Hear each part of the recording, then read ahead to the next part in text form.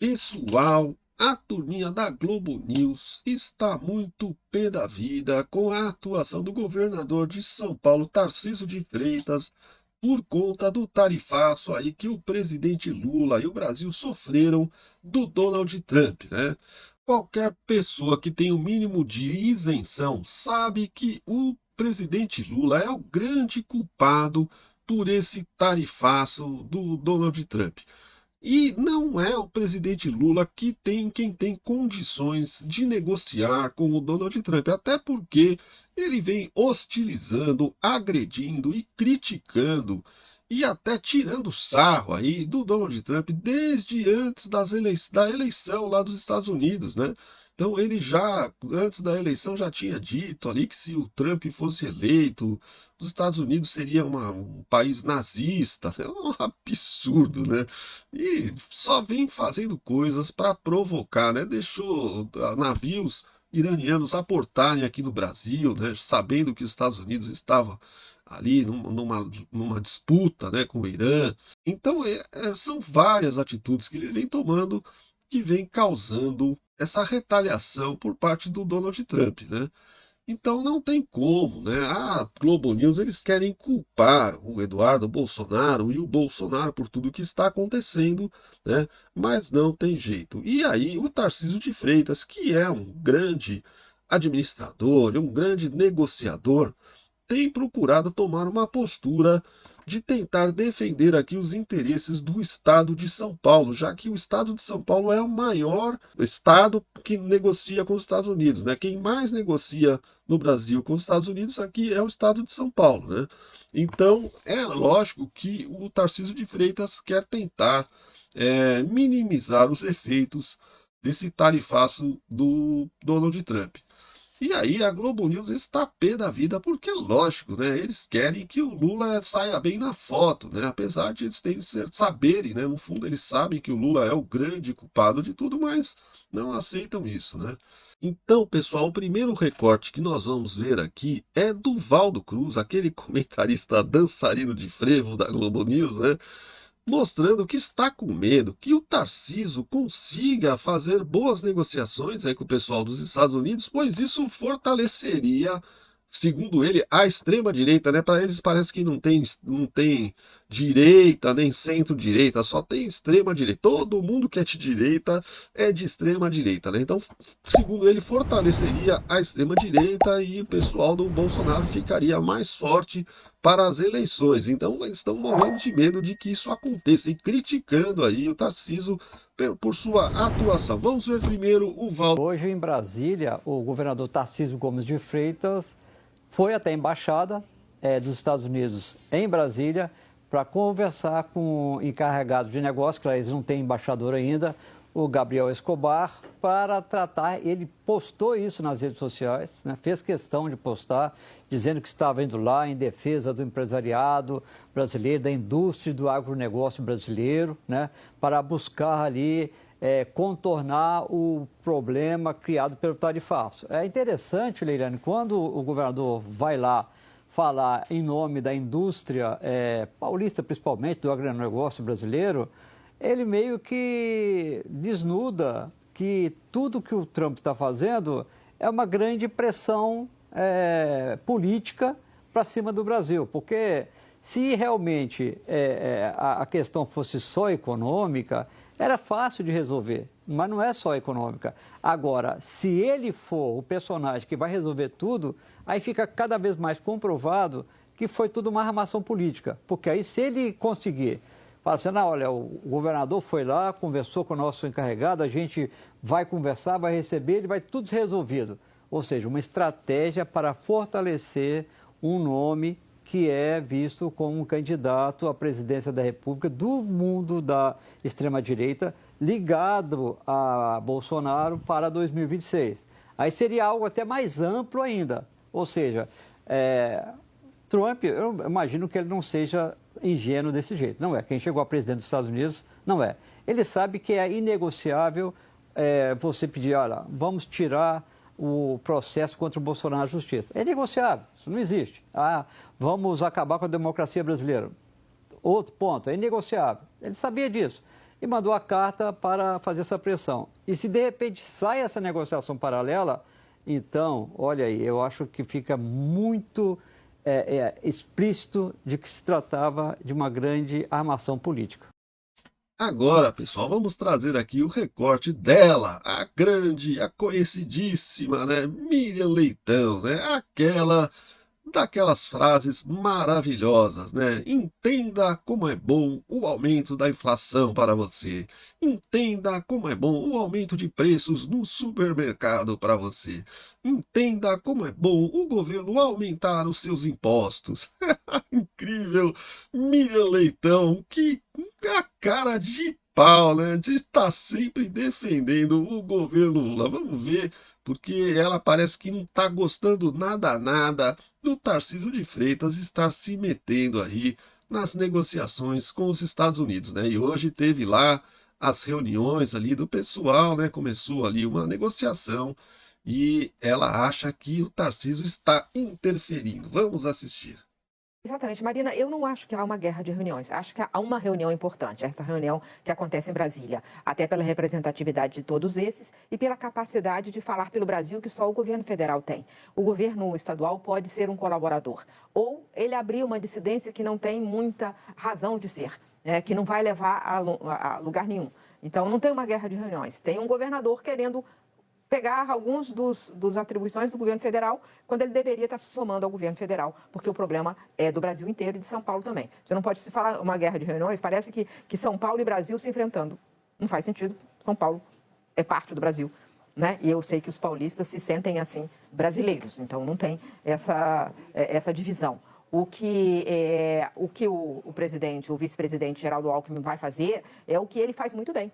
É isolar as questões políticas, diminuir a temperatura e conversar tecnicamente. Ele na verdade, o especialista em fazer isso, fazer uma discussão absolutamente técnica, porque ele precisa de mais elementos para saber por onde ir nessa busca de aliados no exterior. E aliados no exterior é todo mundo que exporta para o Brasil, todo mundo que importa do Brasil, porque o que importa para o Brasil vai pagar mais caro, o que exporta para o Brasil pode não exportar, porque é parte dessa relação muito integrada, que é a relação comercial entre Brasil e Estados Unidos, né? Que a gente já deu o exemplo aqui, importa o carvão siderúrgico para fazer o aço para vender para eles, e eles precisam disso para fazer o carro. Então, e o carro do Brasil e o carro de lá são empresas americanas que têm aqui e lá e que trocam muito comércio entre intrafirmas. Então, é esse que ele tem que buscar, é essas pessoas que tem que buscar, ouvindo o ponto de cada um, por onde ir, e para dimensionar também. O governo tem que estar preparado para dimensionar o impacto. Quem vai receber o impacto primeiro, onde é que vai bater, quem precisa de mais atenção imediata, né? Então, ele vai fazer isso buscando aliados no governo americano e um dos caminhos, entrar na justiça é normal também. Ele pode usar esse canal. Ele tem ele não pode desprezar nenhuma arma. Ele não pode desprezar, ele só pode deixar de lado a lei de reciprocidade, que essa só usa em último caso e só usa de forma inteligente. De que maneira usar? Onde dói para eles e onde não dói em nós, né? Não pode ser aumentando tarifas de bens de consumo que a gente importa dos Estados Unidos, porque senão a gente vai importar a inflação. Então, aliados nos Estados Unidos, ações nos Estados Unidos, ação na OMC, por mais que ela esteja fraca, e sim procurar parceiros que estejam enfrentando o mesmo ataque do mesmo personagem, o presidente Trump. É preciso conversar. A diplomacia é a arte da conversa. Então, colocar nossos embaixadores em todos os países conversando. Gente, como é que está aí? O que vocês estão pensando? O que vocês estão fazendo? O que a gente pode fazer junto? É assim que se faz diplomacia. E agora é uma hora de emergência.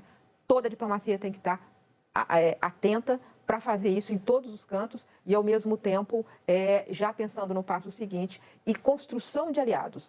Essa é a palavra-chave, construção de aliados de outros países ou aliados empresários nos Estados Unidos, tanto o que exporta quanto o que importa para nós. E a conversa do vice-presidente da República é a importante. A outra é uma conversa paralela que tenta enfraquecer e politizar o assunto em São Paulo. Bom, pessoal, que a Miriam Leitão e o Valdo Cruz, eles parecem que fingem que não sabem, né? É que o Lula não tá nem aí para esse tarifaço do Donald Trump. Ele está adorando o tarifaço. Tanto é que depois do tarifaço ele já fez várias outras provocações ao Donald Trump, parecendo que ele quer que o Trump dobre a aposta, né? Ou seja, aumente as tarifas, né? O Lula tá adorando isso, né? Porque ele tá resgatando a sua militância fanática, né, que ele estava perdendo devido à sua queda aí de popularidade, ele estava perdendo muitos adeptos, muitos petistas já estavam indo embora, e agora com esse inimigo externo, né, que é típico das pessoas de esquerda, né, eles adoram ter um inimigo externo para poder culpar, né, de todo o fracasso do governo. Então o Lula está se esbaldando aí com essa história, achando que com isso ele vai ser favorecido nas eleições, né? Bom, mas aí, pessoal, a Globo News convidou um economista, mestre em finanças, formado aí na Universidade de Sorbonne, lá na França, para falar sobre essa questão. E o cara, em vez de defender o Lula, ele detonou o presidente Lula e falou até que o país não pode se tornar, né, ficar com a fama aí de uma ditadura comunista. E aí eu acho que eles esqueceram de combinar com o comentarista, porque deu tudo errado. Vamos assistir. Bem, sobre esse assunto, a gente convidou hoje aqui para o Jornal Globo News o mestre em finanças pela Universidade Sorbonne, na França, Ulisses Dias. Ulisses, bom dia, seja muito bem-vindo. Como a gente acompanhou, né, a lei da reciprocidade, ela já está ali regulamentada, meio que no gatilho para ser usada, mas é a melhor alternativa? Você acredita que há outros caminhos? Acredito que o caminho é da conversa. O Brasil está pensando em mexer em lei de patente, pensando em mexer em propriedade intelectual, que seria algo direto a medicamentos e também a tecnologia de conhecimento dos Estados Unidos. E isso mexeria numa base do capitalismo que seria muito perigosa. O Brasil ele não pode entrar num jogo onde ele seria visto como um país comunista. Quando a gente mexe nesse tipo de coisa, a gente está ultrapassando a ideia de taxação ou de tarifas e a gente está eliminando um conceito fundamental do sistema econômico, tá? A gente tem que lembrar que o Brasil ele não pode cair na pilha de jogar esse jogo de falar de Bolsonaro, falar de política, de perseguição, para tratar desse assunto. Esse é um assunto comercial, um assunto econômico. E tanto o presidente Trump quanto o presidente Lula deveriam estar se limitando a esse âmbito para tratar desse assunto. Qualquer tipo de coisa diferente disso é ruído para a nossa economia e quem vai sair prejudicado somos nós.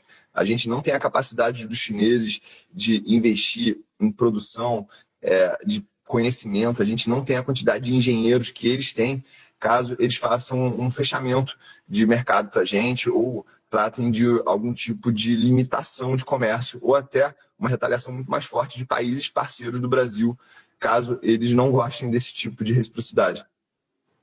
Agora, Ulisses, hoje a gente até viu há pouco na reportagem, né? Hoje há duas reuniões, né, exatamente para discutir medidas com o vice-presidente Geraldo Alckmin e setores também, além de outros representantes do governo, né? Ministérios vão fazer parte desse comitê. Quais medidas práticas você acredita que vão sair dessas reuniões hoje em Brasília? Acredito que a gente vai só escutar muito e não vai sair nada prático. Infelizmente, o tempo não está ao nosso favor, mas o Brasil ele tem uma equipe muito fraca para tratar desse assunto, infelizmente, e a gente deveria estar focando nos 10 principais itens, tanto de exportação quanto importação da nossa balança comercial. O impacto disso para o nosso crescimento já está na ordem de 0,3%, um déficit da balança comercial com os Estados Unidos para a casa de 3,5 bilhões de dólares, e isso poderia ser compensado com uma desvalorização do real em relação ao dólar. Por exemplo, ele sair do patamar atual para ir para a casa dos 5,80. A gente tem que ter muito cuidado ao tratar desse assunto, porque o presidente Trump ele é temperamental e ele poderia simplesmente fazer como ele fez com a China. Olha, vou passar de 50% para 100% agora as tarifas. Então, a melhor estratégia é a conversa e compor negociações, não trabalhar de forma agressiva na reciprocidade com esse assunto com os Estados Unidos. Ulisses, ainda tem muita água para passar debaixo da ponte, né? De hoje até o dia 1º de agosto. São as negociações, são reuniões, enfim, muita coisa pode vir a acontecer. Mas se de fato essa tarifa for, ela entrar em vigor no dia 1º de agosto, quais os impactos para a nossa economia até o final de 2025, né? Ou para o próximo ano também, né? Primeiramente, a gente vai ter um maior desemprego ou um desaquecimento do nosso mercado de trabalho, uma vez que os setores de petróleo, aço, agro também são muito relevantes para a nossa economia. Infelizmente, a gente também tem o setor de construção de aeronaves, que tem empregos de ótima qualidade, ou seja, perder esses empregos seria muito ruim. E aí, a partir desse processo, a gente teria que direcionar essa exportação para outros países. Só que a gente teria muito menos poder de barganha para fazer isso. Então, a gente teria, num primeiro momento, aí, um direcionamento dessa produção para o mercado interno, mas depois que isso se estabilizasse, a gente não poderia continuar nessa mesma dinâmica de direcionar esses produtos para o mercado interno ou até para outro país, o que diminuiria a escala da nossa indústria, dos nossos setores mais importantes, o que aumentaria o custo e aí geraria inflação também para o nosso país. Ou seja, isso é uma situação onde o Brasil está perdendo em todas as áreas, e isso é muito ruim para a nossa economia. Tá aí, pessoal, o comentarista que é mestre em finanças na Universidade de Sorbonne, na França, dizendo que a forma que o Lula está procedendo é completamente errônea, né? Essa agressividade do Lula não vai levar o Brasil a lugar nenhum, só vai prejudicar cada vez mais o país, né? Querer retalhar os Estados Unidos aí também, sobretaxando os Estados Unidos, só vai prejudicar o próprio Brasil e principalmente a população brasileira, né? A economia vai piorar, né? Tudo vai piorar por conta dessa atuação desastrosa que vem tendo o presidente Lula nessa questão. Isso somente para manter aí a sua ideologia, né? E manter aí esse inimigo externo com o qual ele pode justificar o fiasco, o fracasso, né, que vem sendo o seu governo, tanto na parte econômica como em todos os setores, né? O governo Lula é um fracasso total e absoluto e provavelmente vai ficar conhecido como o pior governo que já existiu no Brasil em todos os tempos. Ele vai conseguir ser pior do que a Dilma Rousseff, vai entrar para a história aí como o pior presidente que o Brasil já teve. É isso que vai acontecer, né? Porque não tem jeito, o Lula não vai mudar, ele quer aumentar esse tarifaço, ele quer que as coisas se compliquem mais, ele quer arrumar mais treta com os Estados Unidos para poder justificar os seus fracassos. É isso aí. Pessoal, espero que vocês tenham gostado do vídeo. Se vocês gostaram, deixa o seu like aí, se inscreve no canal, aciona o sininho das notificações e também deixa aí o seu comentário, beleza? O que você está achando aí de tudo isso? Deixa aí no comentário para a gente trocar uma ideia. Um grande abraço, fiquem com Deus e tudo de bom!